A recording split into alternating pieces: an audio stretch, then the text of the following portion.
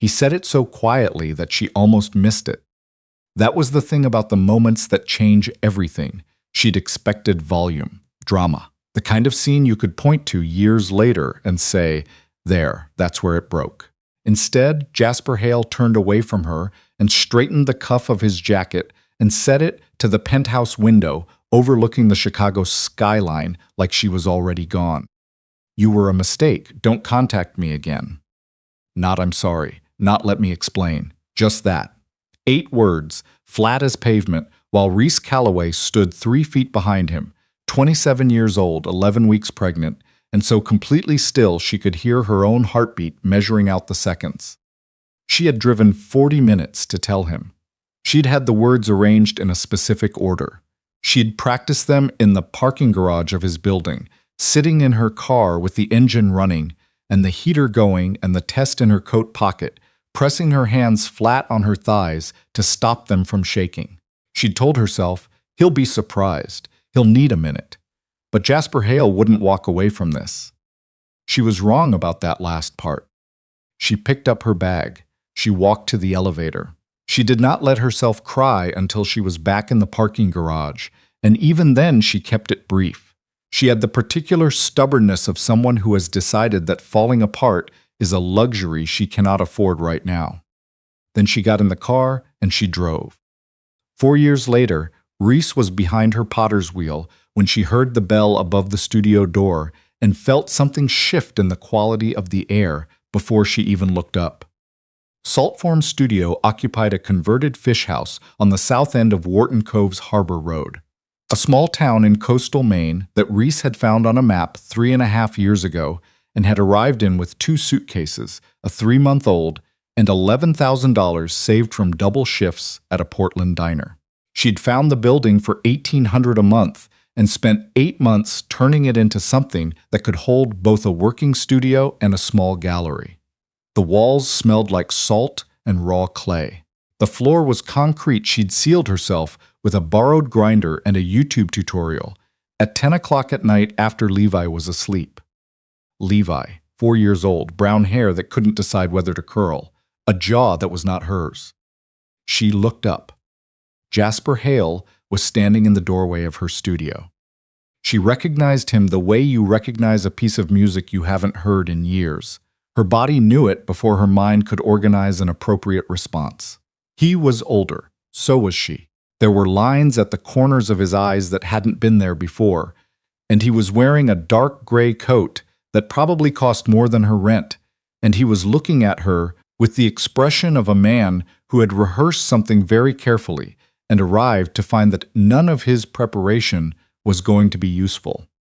The clay slipped on the wheel. She stopped it, both hands pressed flat on the collapsing form. "We're closed," she said. It was 11:14 in the morning. She opened at 10. It was the only thing she could make herself say that wasn't something else entirely. The sign says, "Open." "I'm updating the sign." He didn't smile. She was glad about that. He had his hands in his coat pockets, and he was standing very still, the way men stand when they're trying to take up less space than usual and aren't accustomed to it. "There's a development project," he said. "The Vance Cannery on the North Pier. I was brought in to assess the acquisition." A pause. "I didn't know you were here." She looked at him for a long moment. The Vance Cannery, a rotting brick building at the end of the North Pier that had been empty since before she arrived. The town council had been talking about it for months. Of course it was Jasper's money behind it. Of course. "Come back at noon," she said, "if you want to buy something." She turned back to the wheel. She heard him leave. She sat with her hands in the clay and stared at the wall and did not move for 63 seconds. She counted them. Then Levi came down from the apartment upstairs in his socks, carrying a mason jar with something brown and alive moving inside it. He walked to the high stool beside the work table, his stool, the one he had claimed on the first day they moved in, and defended against all challengers with the absolute authority of someone who had never questioned his right to it. He climbed up and set the jar on the table and looked at it with the focused satisfaction of a naturalist completing a field expedition. "I found a ground beetle," he announced. They're predators. This one is probably terrifying to other insects. I'm sure he is, Reese said. She turned the wheel again slowly. Her hands were shaking in a way she could feel in her knuckles. She made them stop. There was a man outside, Levi said. She went very still. He was looking at the boats. Levi glanced toward the window without real interest. He looked like his jacket was too heavy for how sad he was. Reese got up. She walked to the window from the side, not straight on, a habit she'd developed without ever fully admitting what it meant. Jasper was standing on the harbor walk with his hands still in his pockets, facing the water. He didn't look like a man assessing a cannery acquisition. He looked like a man who had run out of things to do with himself. "Do you know him?" Levi asked. "Not really," Reese said. The lie sat in her throat like a stone with the wrong shape. He came back at noon. He sat on the customer bench near the front window and ordered a mug she had on display and paid 3 times the marked price. She set the mug on the counter without comment. Levi was still on his stool. He had released the beetle into a small observation tank she kept for him on the corner shelf, where it was now exploring the perimeter with systematic determination. "That's a good setup," Jasper said, looking at it. Levi looked at him. Levi was not shy. He had never been shy. Reese watched this the way you watch a match being struck near something flammable. "It's for observation," Levi said. "Not keeping. I let them go after. Beetles are older than dinosaurs. Most people don't know that." "I didn't know that." A lot of things survived by being underestimated. He seemed to consider whether this required further explanation, decided it didn't, and returned his attention to the tank. Reese refilled Jasper's mug without asking. He looked up when she did it. She made herself look back. "How long?" he said. She knew what he was asking. 4 years in Wharton Cove, 3 since the studio. "You built this yourself." "I built this myself." He looked around the room, the salt-ruined walls, the shelves of finished pieces, the big second-hand kiln in the back she'd repaired herself, the concrete floor with the ghost of old equipment still faintly visible beneath the sealant. Nothing about it looked like the life she'd been living when she knew him. Nothing about it looked like him. "It's good," he said. "I know." Something moved at the corner of his mouth. He stopped it before it could become anything. She went to the back to check the kiln temperature and stayed there longer than necessary, pressing one hand flat against the warm metal and breathing in the smell of firing clay. It was the most grounding smell she knew. She had chosen it deliberately. When she came back, Levi had descended from his stool and was explaining the beetle's territorial behavior to Jasper with the focused intensity of someone delivering expert testimony. Jasper was listening. Not performing listening, actually listening, leaning forward slightly, asking the right questions at the right moments. She had forgotten about that. She had tried to forget about it. The way Jasper Hale, beneath all the money and the silence and the particular coldness that came with the kind of work he did, could give someone his complete and total attention and make them feel like the most interesting thing he'd encountered in months. She had loved him for that once. She resented it now because it was Levi receiving it, and Levi was too young to know what it cost to give. "What's your name?" Levi asked. "Jasper." Levi considered this. "I'm Levi, that's Gerald." He pointed at the tank. Jasper looked at the tank. "You named him Gerald?" He looked like a Gerald. Names mean something. You can tell by looking. He was completely matter-of-fact. "Yeah," Jasper said after a moment. "I think that's right." Reese picked up a cloth and began wiping the already clean work table. "Jasper," her voice was flat, "I need to close up for a few hours." He stood, left a card on the counter, not money, just a number written in his handwriting on the back, and walked to the door. He stopped with his hand on the frame. "He has my father's forehead," he said. He didn't turn around. Reese didn't answer. The bell rang. He left. She stood at the work table for 30 seconds and let herself have the kind of collapse that happens entirely on the inside, invisible to anyone who might look through the salt-filmed front window. Just a small internal earthquake that she then methodically put back together piece by piece. Then she went to start the afternoon firing. He came back the next morning, and the one after that. By the fourth morning, she had his mug waiting at the counter before he sat down.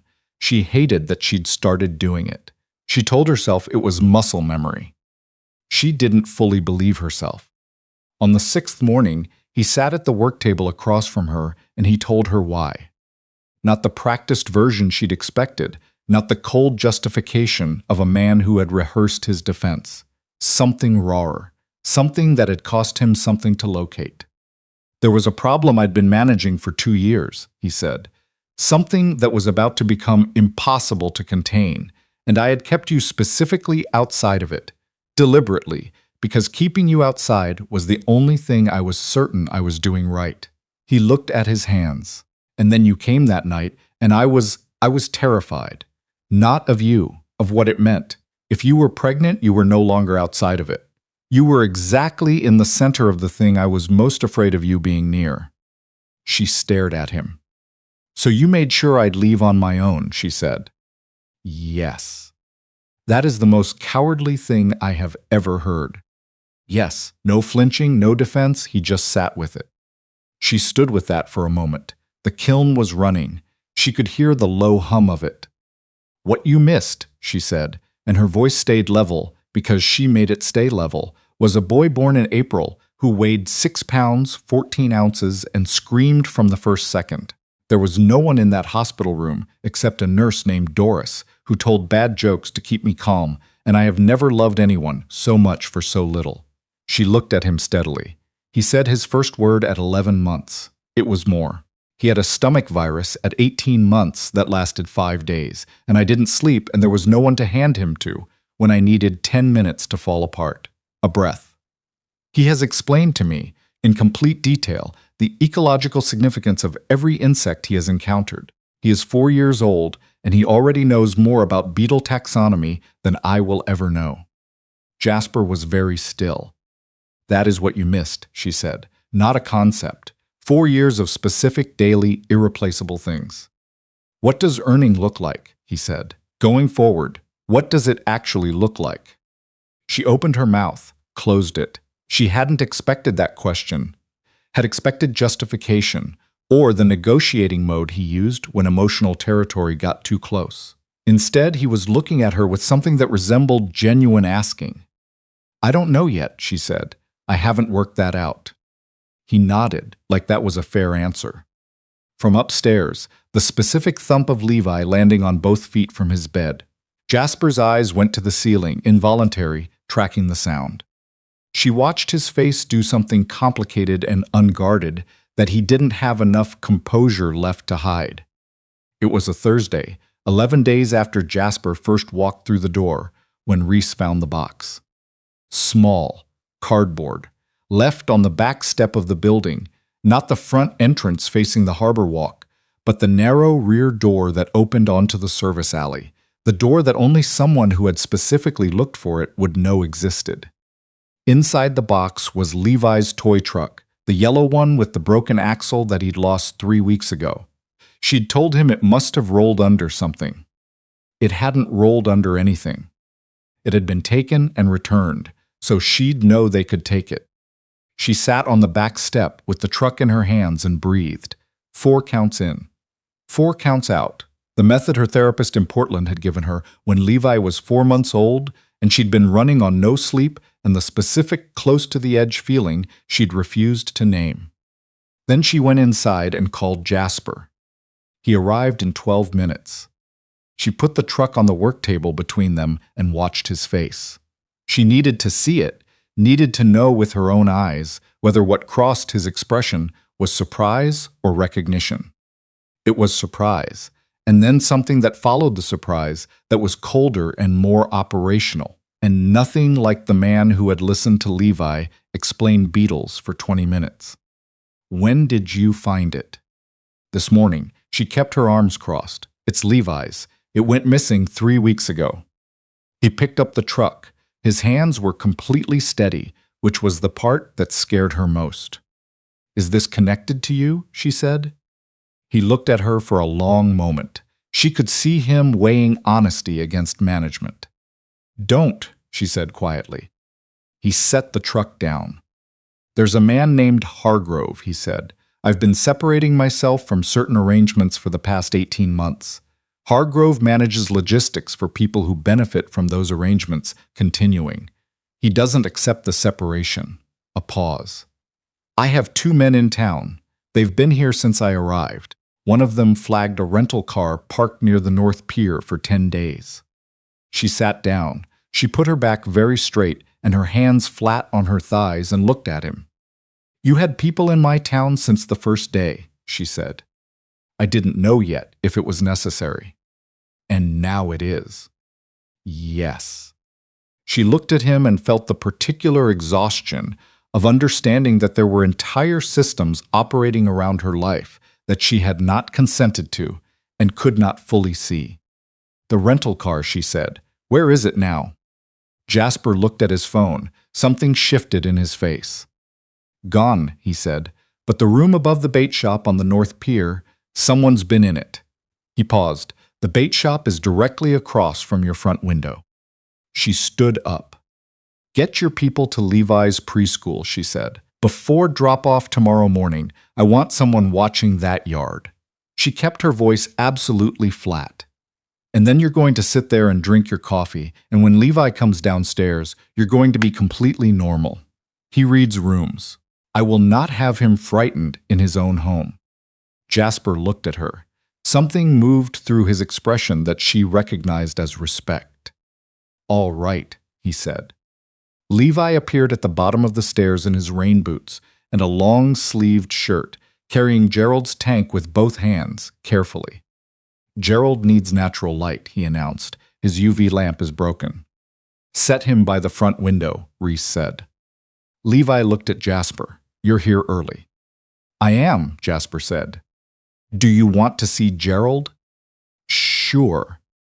Levi set the tank on the front windowsill with the focus ceremony of someone installing a dignitary and stepped back to assess the light with one eye closed. "He investigates everything," Levi said. "Even things that are probably fine, he still checks. I think that's smart." He nodded, confirming something he'd suspected. You can't assume something is fine just because it looks fine. Jasper looked at the beetle in the tank for a moment. "No," he said, "you can't." Reese turned back to the clay and kept her hands moving and did not look at the two of them at the window. At 2:47 in the morning, her phone rang. Unknown number, Chicago area code. She answered on the second ring because she had not been sleeping. Mrs. Calloway, male voice, flat Midwestern vowels, the specific register of a man accustomed to being the most patient person in any room. "I want you to understand that Jasper Hale is making decisions with consequences for a number of people, and you've become relevant to those decisions." She was on her feet before she'd decided to stand, moving to the kitchen away from Levi's door. "Who is this?" "My name is Hargrove. A toy truck is an explanation. It means we see you. It doesn't mean we intend further action." A pause. "But capability and intent are separated by a very thin line, Miss Calloway, thinner than most people realize." She stood in the dark kitchen, with the harbor wind against the windows and the truck still on the work table where she'd left it. "Tell Jasper that Hargrove sends his regards," the man said. "He'll understand what it means." She called Jasper before the line was even fully dead.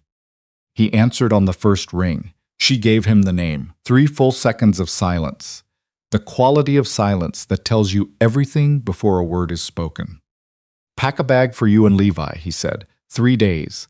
My man will be at your back window in 10 minutes. Knock is 2. Pause 3. Don't open for anything else.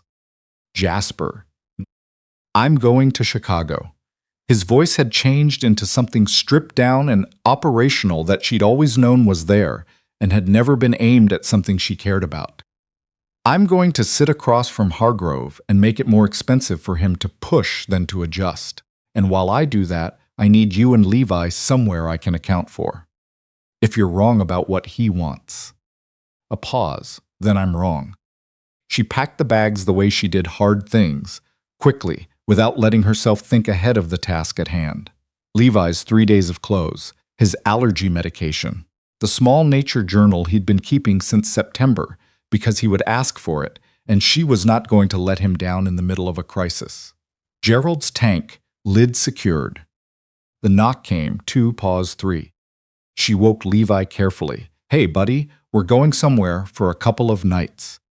He sat up fully awake in that unsettling way he had and looked at her with calm, assessing eyes. Is it because of the man, he said. She looked at her son. Which man? The one Jasper was watching for at the window. Completely matter of fact. Gerald does that too. Watches for things. It's called vigilance. Yes, she said, a little bit because of that. Levi nodded.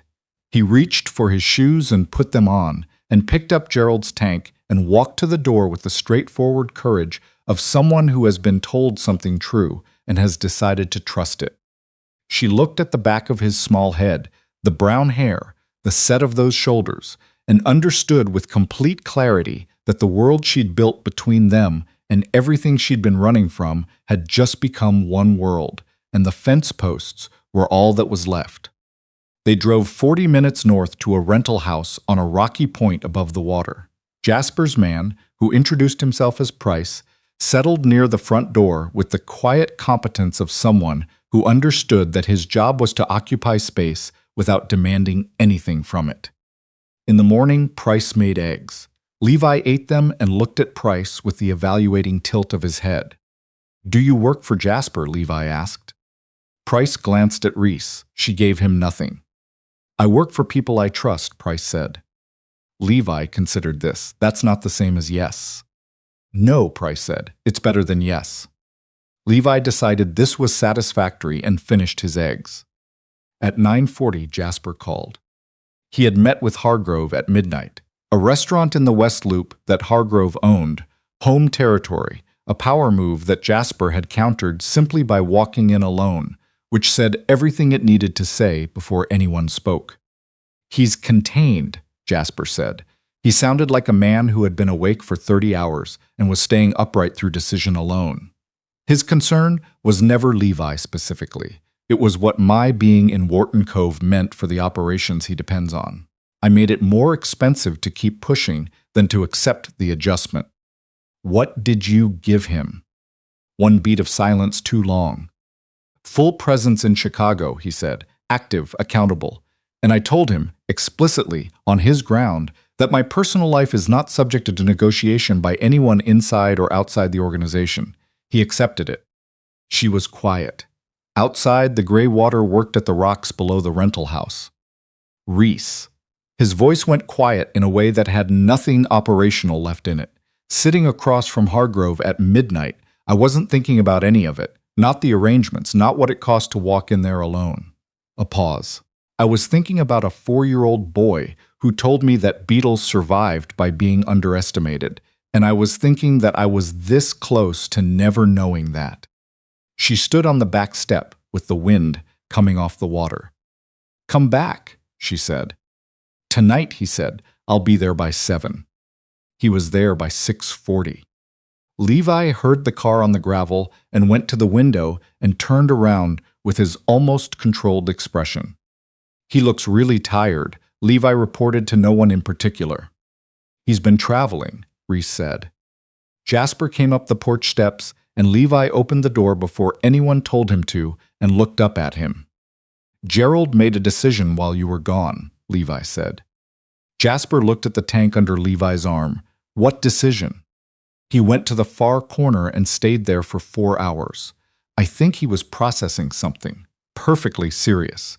Sometimes you need to go to a corner before you know what to do next.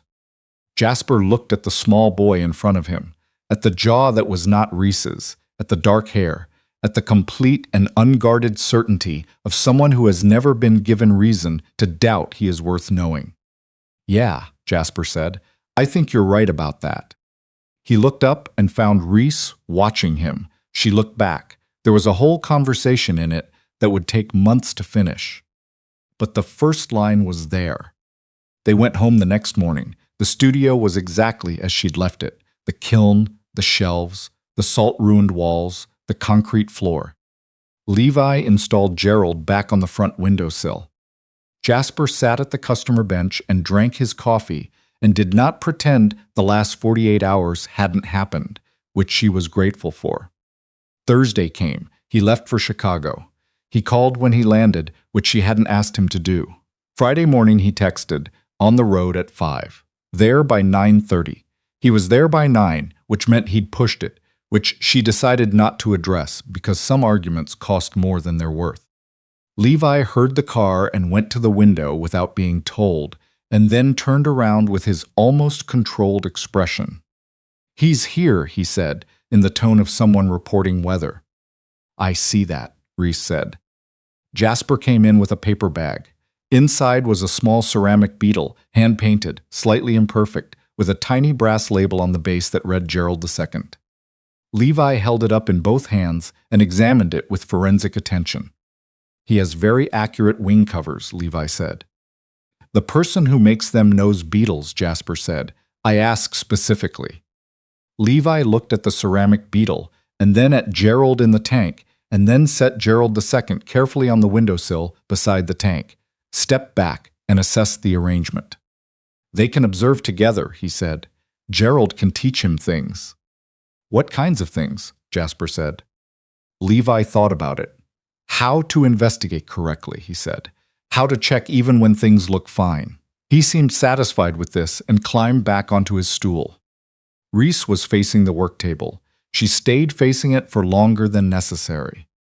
The weeks after that built themselves the way weeks do when the crisis has passed, and what remains is the slower, more honest work of figuring out what you are actually doing. Jasper came every weekend, always to the studio first, always her space, her ground, nothing claimed without permission. He started coming to Levi's preschool pickup on Saturdays.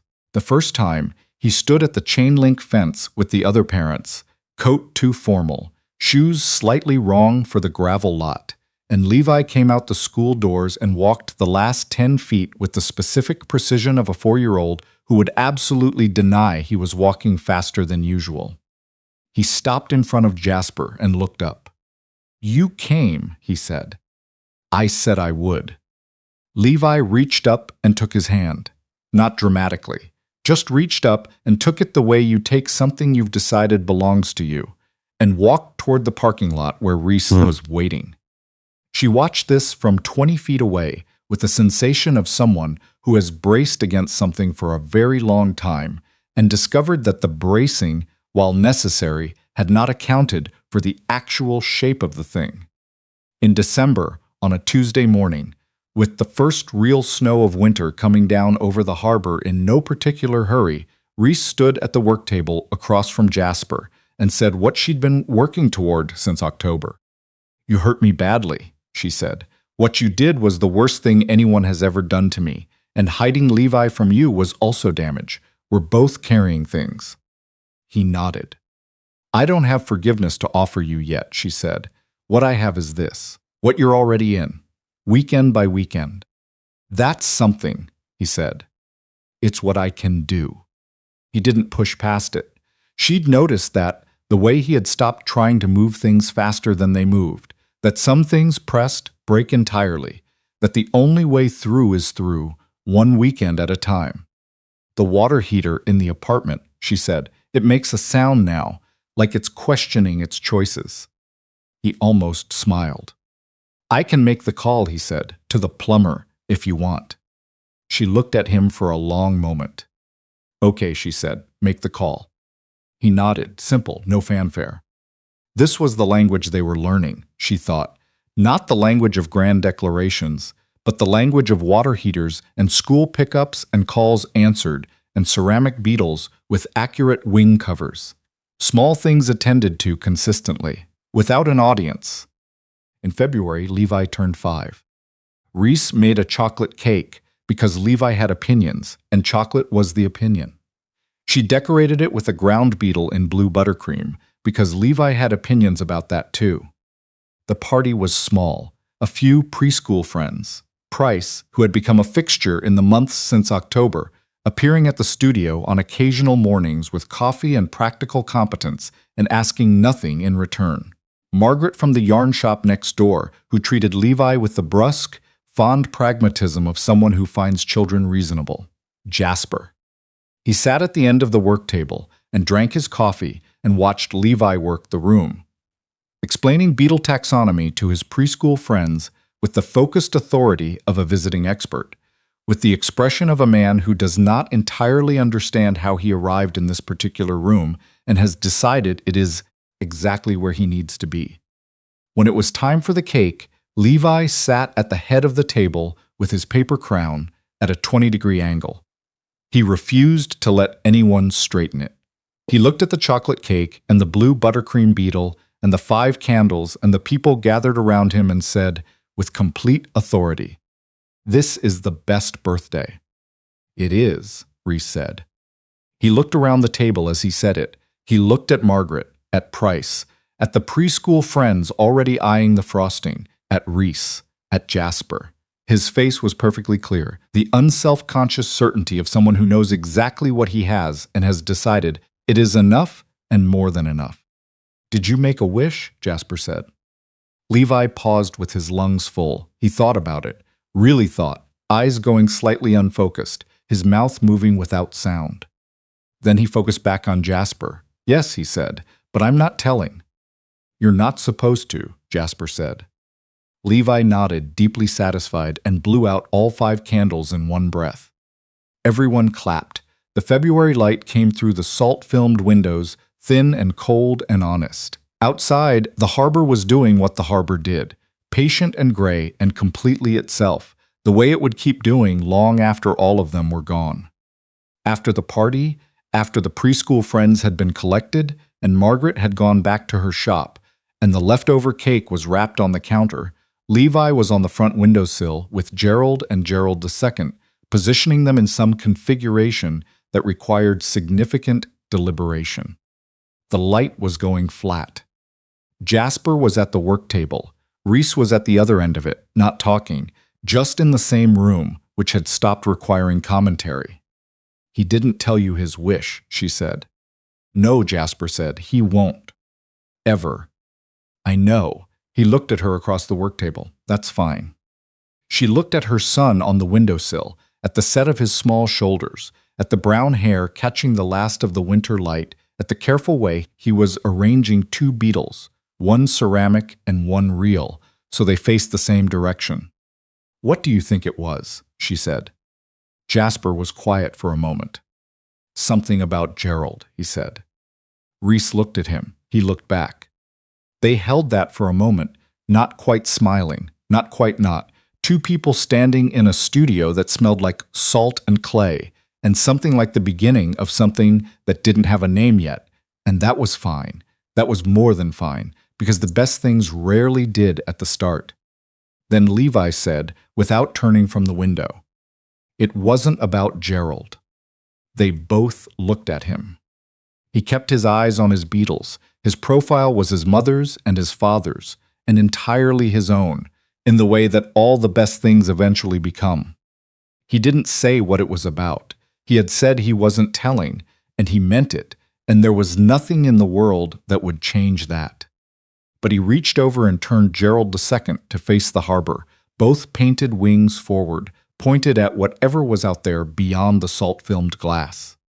And then he settled back against the window, satisfied with where everything had landed, and watched the water go gray in the February dusk, and kept his wish exactly where he'd put it.